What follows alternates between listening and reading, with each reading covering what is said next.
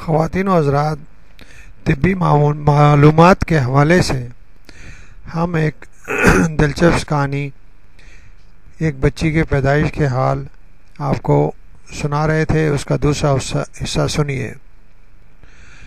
اس پیچیدگی سے مؤثر طریقے سے نمٹنے کے لیے آج کل اس قسم کے مراکز میں ڈاکٹر، نرسیں اور دیگر عملہ نئے تجربات کے ذریعے آئندہ کے چیلنجوں کا مقابلہ کرنے کی کوشش کر رہا ہے۔ اس سلسلے میں ان جوڑوں کو بھی ان ساری پریکٹس میں شامل کیا جا رہا ہے جو جلدی ہی ماں باپ بننے والے ہیں۔ انہیں بتایا جا رہا ہے کہ وقت سے پہلے اس دنیا میں آنے والے بچوں کی دیکھ بھال کس طرح کی جائے۔ ماہرین کا کہنا ہے کہ اس قسم کے کیسز میں پیدا ہونے والے بچے اپنی بڑھتی عمروں کے ساتھ اس وقت ٹھیک طریقے سے کھانا پینا شروع کرتے ہیں جب ان کے ماں ان کے ساتھ ہو۔ انہیں اپنے والدین کی موجودگی میں درد تکلیف کا بھی احساس نہیں رہتا۔ بچوں کی نگہداشت سے متعلق ہی بوسٹن کے ایک کیئر سینٹر کے ڈائریکٹر ایلس کا کہنا ہے کہ دواؤں اور جدید ٹیکنالوجی کی استعمال کے ساتھ ساتھ کچھ ایسی تکنیکی چیزیں بھی متعارف کرانے کا کام شروع کیا جا رہا ہے جن کے ذریعے ان نومولود بچوں کو ہاتھ کی حرکات سے یا تھپتھپا کر پرسکون کیا جا سکے۔ مثال کے طور پر بوسٹن کے ایک کیئر سینٹر میں داخل بچے نے جب پریشان ہو کر مچلنا شروع کیا تو ایک نرس نے اس کے قریب گئی اور آہستہ آہستہ اپنی انگلی سے اس کے سینے پہ ضربیں لگائیں۔ پھر سب نے دیکھا کہ تھوڑی ہی دیر میں وہ بچہ پرسکون ہو کر نیند کی آغوش میں چلا گیا۔ ماہرین کی رائے میں نگہداشت کے ان مراکز میں ڈاکٹروں کی نظروں میں رہنے والے بچوں میں پھیپھڑوں کی بیماری اور برین ہیمریج کا خطرہ کم ہوتا ہے، کیونکہ ان مراکز میں یہ بچے نہ صرف علاج کی سہولت سے فائدہ اٹھاتے ہیں بلکہ اچھی طرح نشو و نما حاصل کرنے کے قابل بھی بنا دیے جاتے ہیں۔ اپنی زندگی کا پہلا مہینہ ایمانڈا نے بے حد مشکلات میں گزارا۔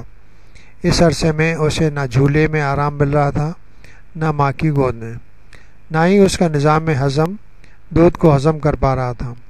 نرسیں ایمانڈا جیسے انتہائی چھوٹے بچوں کو ایک مناسب مقدار میں غذا دینے کے بجائے کھانے پینے کے اوقات میں صرف ایک چمچہ دودھ دیتی تھیں۔ جان میکٹائی کو یاد ہے کہ وہ کس طرح اپنی ننھی سی بیٹی ایمانڈا کو ایسے وقتوں میں کس طرح اپنے ایک ہاتھ سے دوسرے ہاتھ پر منتقل کرتا رہا۔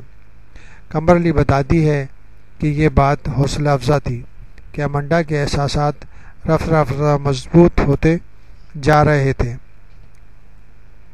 میں جب بھی اس کو ہاتھ لگاتی تو کمپیوٹر کے ذریعے ہمیں اس کی طرف سے بھی ریسپانس کا سگنل ملتا۔ جب تک ایمانڈا انتہائی حفاظتی اقدامات میں ڈاکٹروں کے سہارے زندگی کی سانس لیتی رہی، جان اور کمبرلی انتہائی حوصلہ مندی کے ساتھ اس کے پاس رہے۔ یہ ماں باپ کے لیے انتہائی صبر آزما لمحات تھے کہ ان کی پہلی اولاد اپنی زندگی کے ابتدائی دنوں میں ہی درجنوں میڈیکل ٹیسٹ اور تجربات کی زد میں آ جائے۔ گھنٹے دنوں اور دن مہینوں میں تبدیل ہوتے رہے۔ ایمانڈا کے ساتھ ساتھ اس کے والدین بھی مختلف مراحل اور آزمائشوں کا سامنا کرتے رہے، لیکن 2002 کے ابتدائی ایام میں کمبرلی اور جان میکٹائی ایک بار پھر اپنی بیٹی کے ساتھ انتہائی نگہداشت کے یونٹ میں پہنچ گئے۔ اس بار ایمانڈا کو شدید قسم کے انفیکشن اور سانس لینے میں دشواری محسوس ہو رہی تھی۔ اس کی آنتیں سوج رہی تھیں، جس کی وجہ سے اسپتال کا عملہ بھی پریشان ہو گیا تھا۔ کمبرلی کا کہنا ہے کہ ہم سمجھ رہے تھے کہ اتنے علاج معالجے کے بعد ایمانڈا جب ٹھیک ہے، لیکن اس صورتحال نے ساری باتوں کو الٹ کر کے رکھ دیا۔ فروری 2002 میں ایمانڈا کی آنکھوں کو لیزر سرجری کے عمل سے گزرنا پڑا۔ یہ آپریشن اس لیے ضروری تھا کہ قبل از پیدا ہونے والے بچے جن پیچیدگیوں اور مشکلات کو بھگتتے ہیں انہیں کافی حد تک اس کے ذریعے کم کیا جا سکے۔ قبل از پیدائش کی وجہ سے یہ خطرہ بھی تھا کہ ایمنڈا کی آنکھوں کو خطرات لاحق ہو سکتے تھے، لہٰذا یہ تمام صورتحال پیدا ہوئی، اور اس کے ساتھ ایمنڈا کے سانس لینے کا عمل بھی انتہائی پیچیدہ تھا۔ یہ دونوں صورتیں ایک چھوٹی سی بچی کے لیے تو تکلیف دہ تھے ہی، لیکن کمبرلی اور جان میکٹائی بھی بے حد دل گرفتہ تھے۔ اس کی وجہ یہ تھی کہ ایمنڈا کے ساتھ ہی اس دنیا میں آنے والے 3 بچے اس عرصے میں انتقال کر چکے تھے۔ کمبرلی اس بات سے بے حد خوفزدہ تھی۔ اس کا کہنا تھا کہ جب آپ ایسے والدین کو دیکھتے ہیں جو چند دن قبل اپنے بچوں کو گود میں لیے پھرتے تھے اور پھر اچانک ان کے بچے ان سے بچھڑ گئے، تو آپ خود کو بے حد خوش قسمت سمجھتے ہوں گے کہ آپ کا لخت جگر آپ کے ساتھ ہے، چاہے اس کی حالت کتنی پریشان کن کیوں نہ ہو۔ قبل از پیدا ہونے والے بچے پریمیچر بیبی کی حالت بہتر ہونے کا دارومدار اس بات پر بھی ہے کہ اسے کس ادارے میں جنم لیا ہے۔ اس وقت بہت کم تعداد میں اسپتال اور کلینک ایسے بچوں کی دیکھ بھال اور علاج کی سہولت رکھتے ہیں۔ یہ سب باتیں اب ٹیکنالوجی کی ہی بھی مرہون منت ہیں۔ اب جدید سائنس نے ایسے بچوں کے لیے بہت سی سہولتیں پیدا کر دی ہیں، لیکن پھر بھی بہت سی پیچیدگیوں کا آسان ہونا باقی ہے۔ ہر اسپتال اور ادارے میں قبل از پیدا ہونے والے بچوں کی پیدائش اور اس کے علاج کا نظام مختلف ہے۔ طبی ماہرین میں بھی نہیں جانتے، اس بارے میں انہیں مختلف آراء کا سامنا ہے کہ اپنی پیدائش کے وقت سے پہلے پیدا ہونے والے بچے کا علاج کس طرح کیا جائے۔ انہیں ان شیخ خاروں کو مکمل علاج کے بعد ہی بھی بے شمار تکالیف کا سامنا ہے۔ ڈاکٹروں کے خیال میں 28 ویکس کے عرصے میں دنیا میں آنے والے یہ بچے اگر زندہ رہیں تو یہ ایک معجزہ ہے۔ ایمنڈا کو بھی ایسی ہی بے شمار پریشانیوں کا سامنا تھا۔ اس کی قوت بصارت بھی کم ہو گئی تھی، اسے تو نظر کے چشمے سے پوری کیا جا سکتا تھا، لیکن دوسرے مسائل اس کے علاوہ تھے۔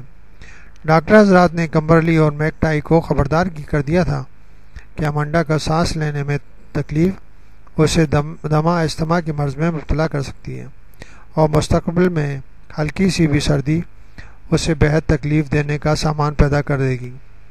ایمنڈا کے والدین ہر دن کے ہر گھنٹے میں اپنے بچی کو دیکھ بھال کر رہے تھے، کیونکہ وہ چاہتے تھے کہ ان کی بیٹی دوبارہ اسپتال نہ جانا پڑے، اور وہ اس بات پر بھی خوش تھے کہ انہیں کسی حال میں ان کی بیٹی مل گئی تھی۔ سب سے اہم بات پریمیچور بیبیز میں انفیکشنز کی ہے۔ اگر انفیکشنز ہو جائیں اور تو ان کے مسائل مزید پرابلم میں پڑ جاتے ہیں۔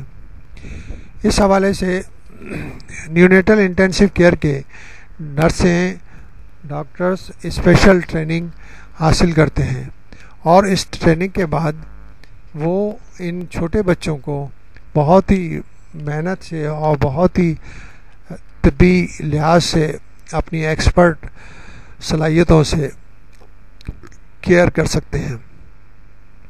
انفیکشن کنٹرول کے مسائل ان بچوں میں بہت سی کمپلیکیشن پیدا کر سکتے ہیں، اور انفیکشن کنٹرول کے بیسک پرنسپلز اور ان کے طریقوں کو اختیار کر کے ان بچوں کی زندگی بچائی جا سکتی ہے۔